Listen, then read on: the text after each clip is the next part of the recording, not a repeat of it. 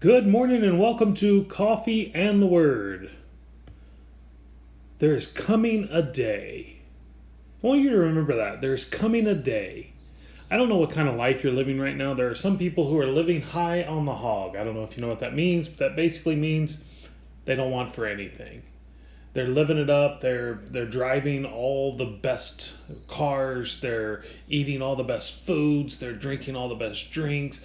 And then we have another class of people. We have a people who are looking to them and they're wishing they could be them.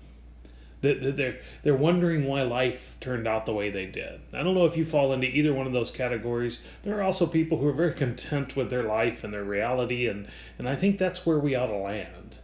We ought to learn to be content in whatever circumstances we're in. Paul says that I've learned the secret of contentment, right? He says, I know what it's like to be hungry, and I know what it's like to be well fed. I know what it's like to be up, and I know what it's like to be down. And so I know that a lot of us spend our lives wishing we were in a different class, wishing we were in a different financial situation, wishing we had a better life. And so we live our whole lives so disappointed with what we have now that we don't see what God is doing. And so Jesus is dealing with a group of people who really here's what he says about them. You are the ones who justify yourselves in the eyes of others, but God knows your hearts. What people value highly is detestable in God's sight. That's Luke 16, verse 14 or 15.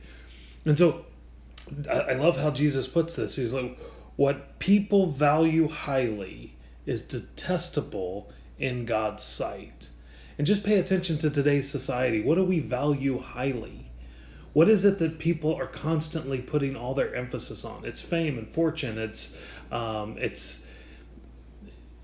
this need to be really infamous, this need to be the most important person, this need to be accepted and seen by everyone, this need to absolve everyone of all their troubles. And there's this really interesting reality going on that we all ought to have the same thing.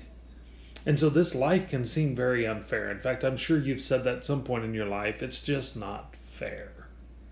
And so Jesus tells a story. And I love, love, love, love this story. And the story goes like this. There was a certain rich man who was dressed in purple and fine linen and lived in luxury every day. That sounds awesome. Like, I don't know about the purple. I don't really want to wear purple. But can you imagine, like, there was a certain rich man who lived in luxury and fine linen, and he ate scrumptiously every day.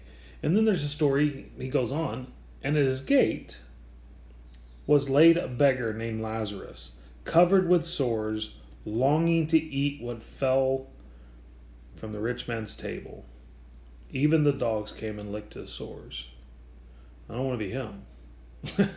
I mean, when we read stories like this, it's easy for us to be like, and I think we even do this. Like, we see the rich dude, and we're like, okay, that's the goal, right? That's where I want to get. I want to be the rich dude who wears purple, dresses in fine linen, and fares scrumptiously every day. Like, I want to be that guy, wanting for nothing.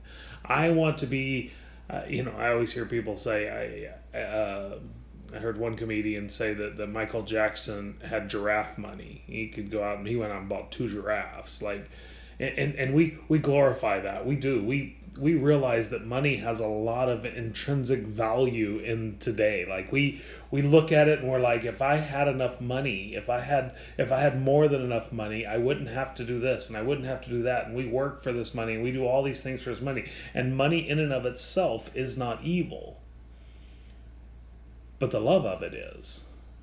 And then we look at this beggar and we're like, I wouldn't want to live that life. And of course not.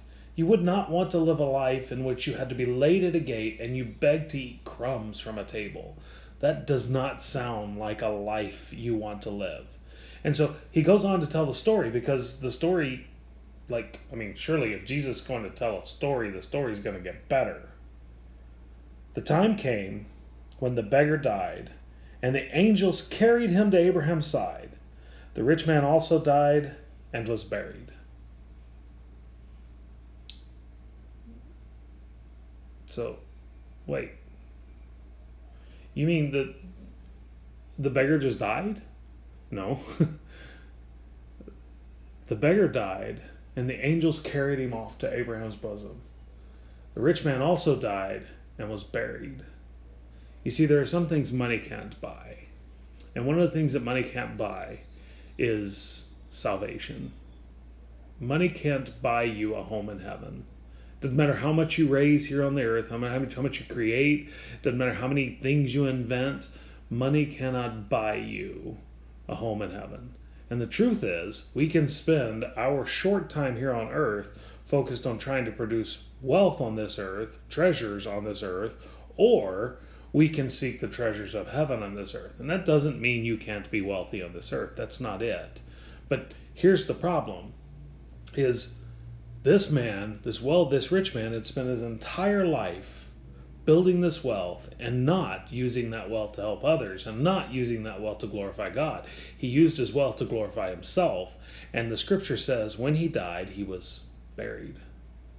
But when Lazarus, this beggar, dies, he was carried off into Abraham's bosom. And the story goes on. In Hades, where he was in torment, the rich man, he looked up and saw Abraham far away, with Lazarus by his side. So he called to him, "Father Abraham, have pity on me. Send Lazarus to dip the tip of his finger in water and cool my tongue, because I am in agony in this flame." And I find this very interesting, because even in his state of torment, he believes he is superior to Lazarus. I could go on and tell you the rest of the story, and I will, but I want to really focus on this. This rich man spent his entire life. Well, actually, let me let Abraham tell you. "But son," Abraham replied, "remember that in your lifetime you received good things, while Lazarus received bad things. But now he is comforted here, and you are in agony." Abraham's like, "You had your reward. Remember that? Remember when you had all that excess and you wouldn't feed Lazarus? Remember when you had all the things you wanted, the fine clothes, and you wouldn't tend to his sores? Remember when you had it all and Lazarus had nothing? Today, Lazarus has it all and you have torment. And even if I wanted to, I couldn't help you." You see, I don't know where you're at in life right now. Maybe you're the rich man who has fared scrumptiously every day, who's gotten everything you ever wanted, and you're enjoying life, and everything's going exactly as you expected, but something's missing. That something that's missing is a relationship with God, and using your wonderful gifts to serve others and glorify God. Maybe you're the beggar. Maybe you've spent most of your life scratching for everything that you've had, and you think it's unfair. I want you to remember that you too have a God who cares for you, who's looking out for you, and who you need to bring glory to. So whether you're rich or poor, whether you're full or hungry, there's a God that is to be glorified, and there's a promise that is waiting for all who call in all who call in the name of the Lord. The rich man and Lazarus is a tough story. It really is. But the really cool thing is we serve a God who wants none of us to ever spend a moment in torment. And he beckons all of us to come unto him, to cry out to him, to seek his face while it may be found, though he is not far from each one of us. If you're missing that in your life and you don't know how to get there, I'm going to give you an encouragement.